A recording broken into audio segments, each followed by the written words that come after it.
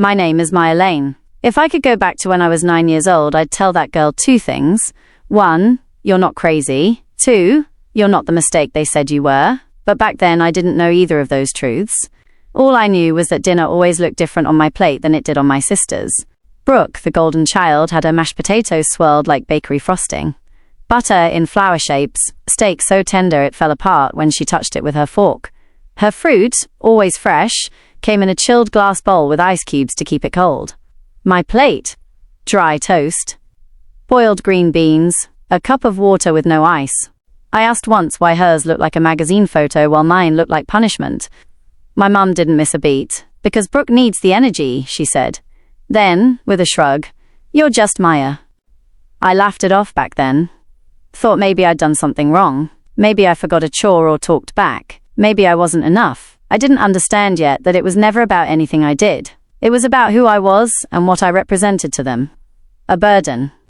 A flaw. A body they had to feed without love. I'd sit at the table chewing dry toast while Brooke showed off her grades or talked about cheer tryouts. Mum would beam. Dad would nod like a king approving his heir. I was a shadow on the edge of their spotlight, fading more each night. My escape was books. The library became my second home. I'd stay late after school pretending to study, but really, I just wanted to stay away from that house, from the way the air grew heavy as dinner approached, from the way my stomach growled, not from hunger alone, but from injustice. That lasted until the night everything broke. I had just come back from the library. The lights in the house were warm, the kind of glow people think means home. But when I walked in, I smelled it immediately. Steak. Real sizzling steak. Brooke sat at the table with a spread in front of her. Garlic roasted asparagus, cornbread muffins, and a medium-rare fillet that glistened like a dream. I walked into the kitchen. My plate was already there. A slice of plain white bread with a smear of mayo in the center. No plate, just paper towel. I was tired. My brain hurt. My fingers were cold from the library's AC. So I asked, not with attitude, not with fire, just honesty. Where's the rest? Dad was near the sink. He turned, slow. You asking that with your tone? It's not fair, I said. Why does Brooke get steak and I get this? Brooke giggled, maybe because I don't look like a drowned raccoon. Mum didn't even blink. She just sipped her tea. But Dad, he moved like a snake uncoiling. Silent, sudden. He didn't yell. He didn't cuss. He grabbed my hand, slammed it onto the kitchen counter, and reached into the junk drawer. What came out changed everything. A rusted hammer. The sound the hammer made when it struck my fingers will stay with me forever. Not just because of the pain, though that was real, hot, screaming, but because of what it revealed. How normal it was to them. Crack. My scream wasn't loud enough. I think my mind had left my body by then, retreating somewhere safe while the rest of me stayed on the cold tile floor. Crack. My fingers bent in ways they weren't meant to. My skin turned the color of storm clouds, purple and black. I stared at my own hand like it belonged to someone else. Brooke didn't flinch. She kept eating. Mum didn't move, not even a twitch. And Dad? He leaned in, breathing through his nose like he was proud. Say it again, he whispered. I dare you. Then he dropped the hammer back into the drawer. Calm, casual, like he'd just set down a remote control. I sank to the floor, clutching my hand. No one came to help. No one asked if I was okay. There was no hospital visit, no apology. That night they locked me in the laundry room with a half-frozen bag of peas and a rag that smelled like bleach. I wrapped it around my swollen hand and bit down on the collar of my shirt to keep from crying out. I stared at the baseboards and whispered to myself over and over, stay alive. Just stay alive. Not because I was scared, but because I was angry. That was the night something inside me changed. My fingers eventually healed, but not correctly. They stayed crooked, like question marks I carried with me. No doctor ever looked at them. There were no medical records. Just me, a bent hand, and a memory I couldn't forget. Brooke said later that tough love made people stronger. That I should be grateful Dad didn't do worse. But what they didn't realize was that pain like that rewires a person. It doesn't just hurt. It teaches. It maps. I didn't argue. I didn't scream. I went quiet. I let them forget me. That was their mistake. Because while they stopped paying attention, I started. I memorized Dad's schedule. Every Sunday night, 6:30 p.m. on the dot, he'd leave, claiming he had church meetings. But he never came home smelling like hymn books or coffee. He came back with cigar smoke on his jacket and a look in his eyes I didn't recognize. Mum had her own pattern. She worked part-time in the school office and stayed after hours, always just a little too long. She had keys no one else had, and she treated field trip donation envelopes like personal tip jars. Brooke had her spotlight, cheer squad, influencer life, makeup hauls. But she wasn't clever, just loud. And not liked, just followed. Me? I was the ghost in the house. The shadow. But shadows understand light better than anyone. And I was taking notes. By the time I was 15, I'd stopped trying to be seen. I let the invisibility cloak stay on. It made everything easier, safer. I went to school, came home, stayed quiet. I watched. I listened. I planned. I signed up for after-school theatre crew. Not to perform, but to hide. I ran lights, built sets, learned how to lift stage flats and snake wires through rafters. Everyone else wanted applause. I wanted a distraction. Then I got a weekend job at a local animal shelter. It smelled like wet dogs and bleach, but it was better than home. That's where I met Janine. Janine was in her early 60s. Silver ponytail, deep laugh lines, and eyes that could see straight through a brick wall. She ran the shelter like a military base. No whining, no laziness. But she noticed things. One Saturday, as I was lifting a food bin, my right hand trembled. She noticed. "What happened to your fingers?" she asked. I looked down at my crooked hand. Shrugged. "Family recipe," I muttered. She didn't push, just nodded. But 2 weeks later, she handed me a manila folder. Inside, emancipation paperwork, housing referrals, and 3 hotlines written in bold marker. "You didn't ask," she said, "but I see everything." I didn't cry. I wanted to, but the tears felt frozen somewhere too deep to reach. Instead, I nodded. I folded the papers into my backpack like they were classified intel. I wasn't ready to leave yet, but I was getting close. I started saving. Every dollar from the shelter. Every tutoring gig at school. I skipped lunch and pocketed the money. I stayed quiet at home. I kept taking notes. Dad's behavior, Mum's routine, Brooke's scandals. I found out more than I expected. Dad wasn't just sneaking out. I followed him one Sunday night, all the way to the edge of town. An abandoned truck depot near Old Route 49. He met men there. Well-dressed, loud boots, lots of boxes. I didn't care what was in them. I cared about what he feared. Exposure. Mum kept skimming funds from the school. Brooke kept fabricating charity hours for social media. I had it all logged. And then came the spark. Janine knew someone at a community radio station. She made a call, told the manager, "I've got a girl who's quiet but deadly with a soundboard." Next weekend I was volunteering. Faders, mics, headphones. I learned how voices carried and how silence said more than shouting ever could. And that's when I realized I didn't need to fight them with fists. I had a better weapon. At the radio station, I worked weekend nights. It was quiet, almost meditative. Just me, a soundboard, and rows of knobs glowing like stars. I learned how to balance levels, clean up static, cut hiss and hum. But what I really learned was this. Every lie has a rhythm, and if you listen long enough, you'll catch the beat. I started volunteering to take home old gear. They were tossing out mic packs, audio recorders, even a wireless lav setup. "Junk," the manager said. To me, it was treasure. At home, I waited until they were out at Applebee's for another one of their family nights, the kind that never included me. I hid the mic under the recliner in the living room, set it to activate when it picked up sound, hooked it up to upload to an encrypted cloud folder. Nothing fancy, just functional. Weeks passed. I collected audio. Hours of it. Some boring, some sharp. Brooke mocking classmates. Mum saying, "Just skim a little again." Nobody checks. But the gold came on a Friday night. Dad was drunk, slurring, laughing too loud. And then, that girl, Maya? She's nothing. Barely human. I should have broken her jaw when she got mouthy. My whole body froze. Then I exhaled and hit clip, saved it. Backed it up 3 times. That was the moment I knew my story had weight. It wasn't just pain, it was evidence. I kept it quiet, said nothing. Stayed under the radar. Brooke was too busy recording TikToks about family values. Mum was stuffing field trip envelopes into her purse. Dad was running for deacon at church. Their world was a house of cards. I had a fan, and I was ready to blow. Graduation was weeks away. Brooke got a new car. I got nothing. Not even a smile. That night, I taped a note to the fridge. You broke me, but not forever. Keep the toast. I built a bigger table.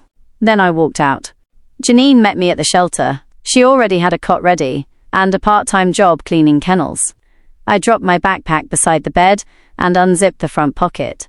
Inside, a flash drive with 3 files. One for the school board, one for the church council, one for the PTA, each with its own bomb. I mailed them the next morning. I launched the podcast the same day the letters went out. 1 episode, just my voice. Calm, measured, no names, no accusations. Just my story. I called it The Girl They Overlooked. I told them about the food differences, the broken fingers, the silence, the basement. I didn't scream or cry. I let the truth carry the weight. I added soft piano underneath, subtle, like breath. I edited the levels myself, made sure every word was crisp.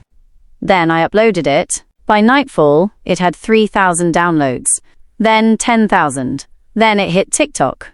Someone clipped one line, "When you break a child's fingers, you teach her how to type her own truth." That line exploded. People shared it, stitched it, set it to music. Some cried.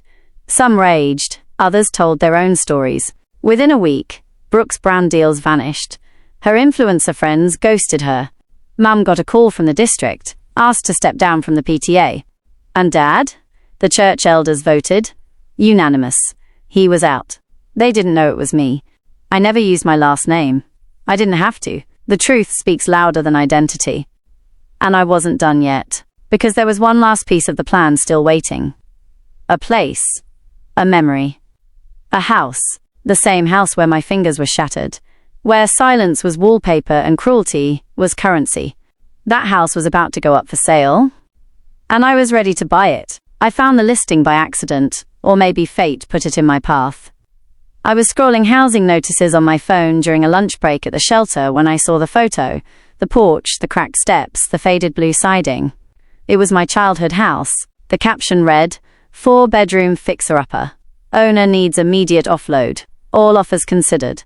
It was listed for far less than it should have been. They were desperate. Turns out, after Dad lost his spot on the church board and Brooke's sponsorships dried up, things got tight. Mortgage letters turned into threats. The car Brooke got for graduation? Repossessed. Mum tried to sell jewelry online, but no one wanted PTA scandal accessories.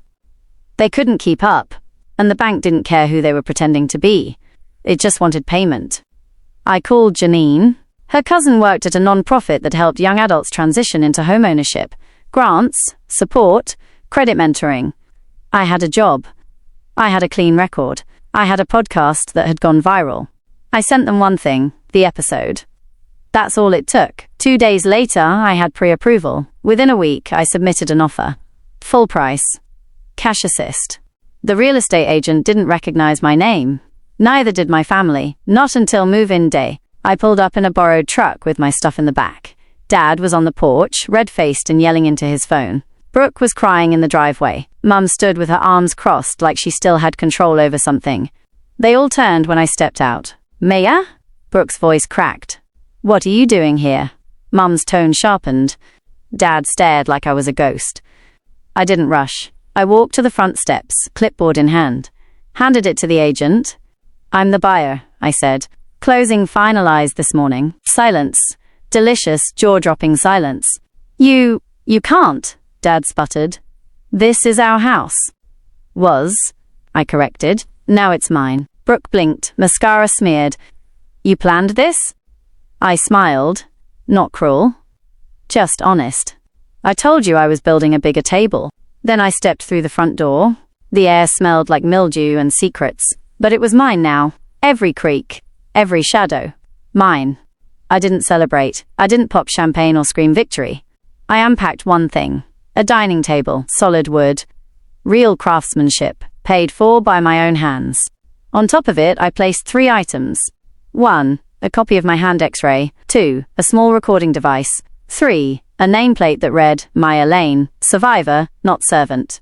I didn't need revenge anymore. They were eating themselves alive. I just needed peace. And the space to make it real. 3 days later, I hosted dinner. Not family, real friends. Janine, girls from the shelter, a few folks from the radio station. Each plate had one thing, a perfectly seared steak, because that night, I gave everyone what I had been denied.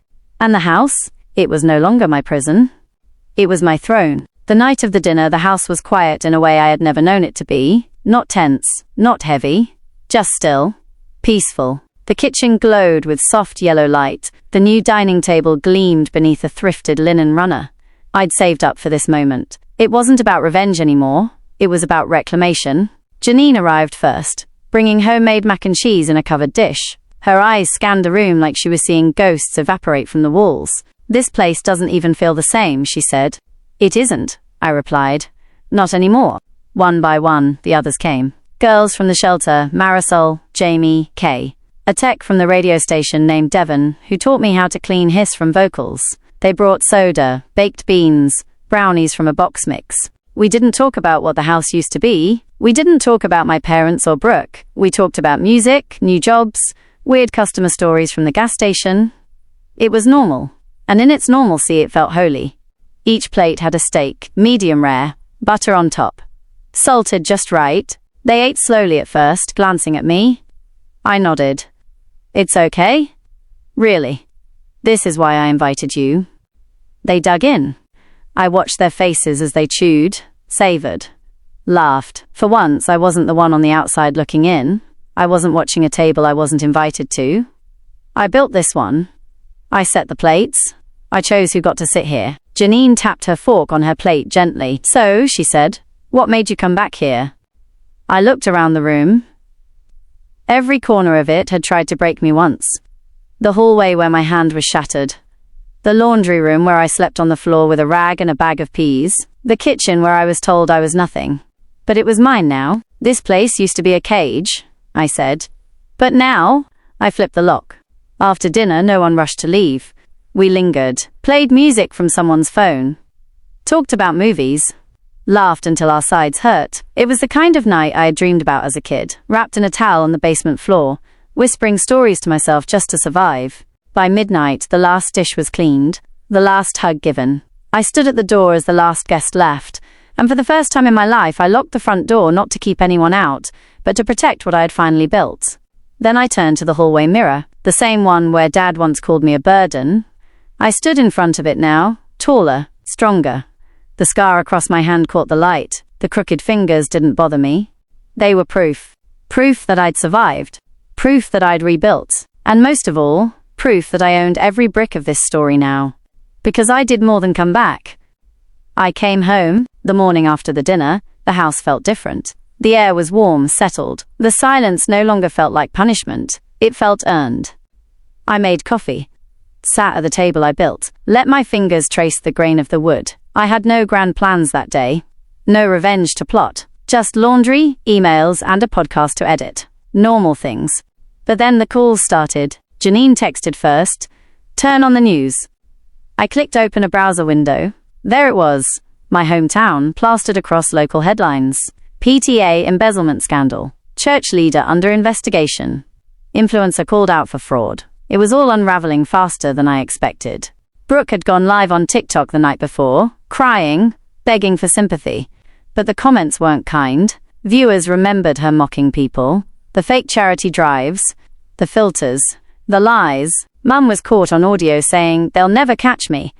I've been skimming field trip money for years." The school district opened a formal investigation. Dad? His recordings went viral. Church leaders were distancing themselves. Donations dropped. There were rumors he was meeting with a lawyer. They didn't know it was me. And it didn't matter. The truth had a life of its own now. I could have spoken up. I could have gone public. But I didn't. I had no interest in becoming the face of their downfall. I was already rebuilding mine.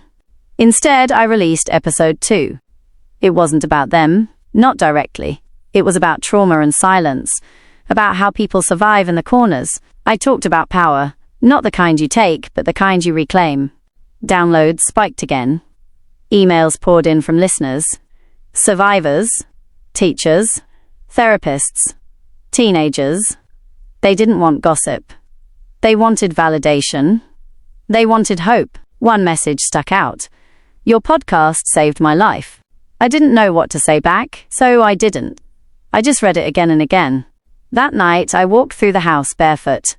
I stopped in every room, the living room where I used to stand outside of conversations, the kitchen where my stomach used to growl, the bathroom where I taught myself how to wrap bruises, the laundry room where I whispered stories in the dark. I opened the basement door. It creaked the same way it always had. The air still smelled faintly like mold. But I wasn't scared of it anymore. I walked down the stairs, one at a time. There was the old drain in the floor, the corner where I used to curl up with a dish towel wrapped around my hand. I stood there, breathing. Then I turned on my heel and walked right back up. No ghosts grabbed me. No memories dragged me down. I flipped the light off, shut the door, locked it. Not out of fear. Out of closure. Because the basement didn't own me anymore. I did. A week after episode 2, I got an invitation. It came in the form of an email from a local college media department. We'd love to have you speak about audio storytelling and surviving silent spaces. I stared at the screen for 10 minutes before responding. Yes. Not because I wanted the spotlight, but because I finally had something to say that might help someone else. I worked on my talk every evening, sitting at the new table. I recorded pieces, played them back, adjusted tone and timing. I wasn't trying to be polished. I was trying to be real. The day of the talk, I wore a plain black hoodie and jeans. Nothing fancy. Just me. The room was packed. Some students, some faculty, a few people I didn't expect, like Marisol from the shelter, and Devon from the station. I stood in front of the mic and took a breath. I used to think survival was about staying invisible. I began. Now I know, it's about showing up anyway, even when your voice shakes. I talked about sound, how silence can be a weapon or a sanctuary. I played clips, paused in the heavy moments, let the quiet land. When I was done, no one clapped right away. It wasn't that kind of talk. But then one person stood, then another, until the whole room rose. It wasn't applause, it was acknowledgement. Afterward, a girl approached me, nervous hands, dark circles under her eyes. My mum hits me, she said quietly. No one believes me. I didn't give her advice. I gave her a folder. Janine had made me extra copies. You didn't ask, I told her, but I see everything. That night, I went home and stared at my reflection. I didn't look different. My eyes were still sharp, my scars still visible. But something in me had shifted. I no longer saw the girl begging for crumbs. I saw someone who built a feast. That weekend, I launched episode 3. It was about building safety. What it looks like, what it doesn't. How sometimes safety is a locked door, and sometimes it's an open mic. I kept my voice steady. I let the story breathe. The downloads came slowly this time, not viral, not loud, but steady, strong. And honestly, I liked it better that way. No fire, no explosion, just steady light through old cracks. That same Sunday, I walked past my old church. A new name on the sign, a different face shaking hands at the door. Dad's picture was gone. I kept walking. I didn't need to gloat. I didn't need closure from him. He'd built a kingdom of fear, and it crumbled the moment no one was afraid anymore. Me? I built something else. Not perfect, but real. I called it truth, and I carried it everywhere I went. The house doesn't creak as much anymore. I fixed the back door last weekend, replaced the floorboards in the hallway. There's still a stain under the kitchen counter, but I left it there. A reminder, not of the pain, but of what I overcame. My dining table has hosted more meals in the last 3 months than the old one did in a decade. No yelling, no silence as punishment, just voices, music, shared stories, second helpings. The girls from the shelter still come by, sometimes just for coffee, sometimes to cry.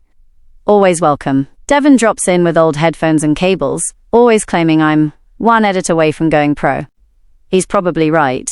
I still volunteer at the station, still do episodes. They're slower now, deeper. I don't chase virality.